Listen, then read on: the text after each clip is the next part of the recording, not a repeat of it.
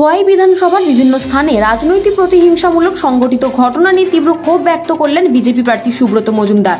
মঙ্গলবার দুপুরে তিনি মধ্যকনকি গ্রাম পঞ্চায়েতের বেশ কতগুলি দলীয় আক্রান্ত কর্মীদের বাড়ি বাড়ি যান এবং তাদের সাথে কথা বলে দেখেন। তিনি অভিযোগ করেন, মধ্যকনকি গ্রামে দলীয় কর্মী প্রশান্ত দাস, কানাই তাঁতি এবং শিবচরণ তাঁতির বাড়িতে এবং ব্যবসায়িক প্রতিষ্ঠানে একজন দুষ্কৃতী সোমবার গভীর রাতে হামলা চালায়, তাতে দরিদ্র মানুষের ব্যাপক ক্ষয়ক্ষতি হয়েছে। অবিলম্বে এই ধরনের সন্ত্রাস বন্ধের জন্য তিনি সমাজের সকল অংশের মানুষের কাছে আবেদন জানিয়েছেন। আমাদের খোয়াই বিধানসভা কেন্দ্রের 43 নং বুথের এই পাড়াতে আমরা দেখতে পাচ্ছি যে এখানে আমাদের একজন পঞ্চায়েত সদস্যের দোকান ছিল। গতকাল রাতে মদমত্ত অবস্থায় সিপিএম আশ্রিত দুষ্কৃতিকারীরা এখানে সেই দোকানে হামলা চালায়, দোকান ভাঙচুর করে এবং লুটপাট করে।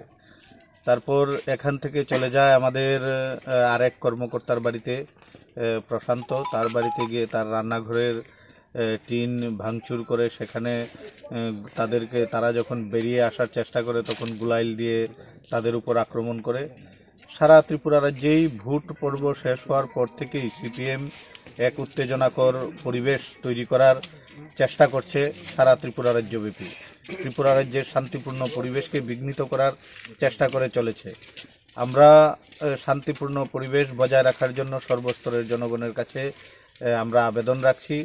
আমরা এই পুলিশ প্রশাসনের উপর আস্থা এবং বিশ্বাস রেখে আমরা অপেক্ষা করছি যে যারা দুষ্কৃতকারীরা এইরকম হামলা সংগঠিত করে চলেছে তাদেরকে আইনত যাতে আইনি প্রক্রিয়ার মধ্যে দিয়ে যে উপযুক্ত ব্যবস্থা করা প্রয়োজন সে উপযুক্ত ব্যবস্থা যাতে প্রশাসন করে সে দাবি আমরা রাখছি। শুধুমাত্র এই তবলাবাড়ি অঞ্চলে নয়, আমরা দেখেছি আমাদের মধ্যসিংগিছড়া এবং চেরমাতেও একই রকমভাবে আমাদের কর্মীদের উপর মদ মাংস খেয়ে তারা সেখানে আক্রমণ করার চেষ্টা করেছে এবং অনেককে আহত করেছে।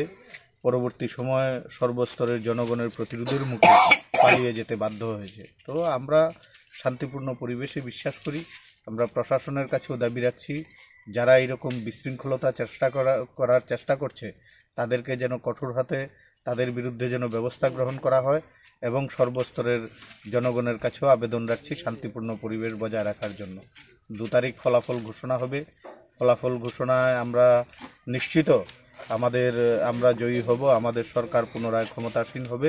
আমরা আমাদের কার্যকর্তাদেরও সংযত থাকার জন্য আমি অনুরোধ করছি যাতে ত্রিপুরা রাজ্যে মানুষ শান্তি এবং উন্নয়নের পক্ষে ভোট দিয়েছে, সে শান্তিপূর্ণ পরিবেশ যেন ত্রিপুরাতে বজায় থাকে, খোয়াইতে বজায় থাকে, সেজন্য আমি আমাদের কর্মকর্তাদের কাছেও আবেদন রাখছি।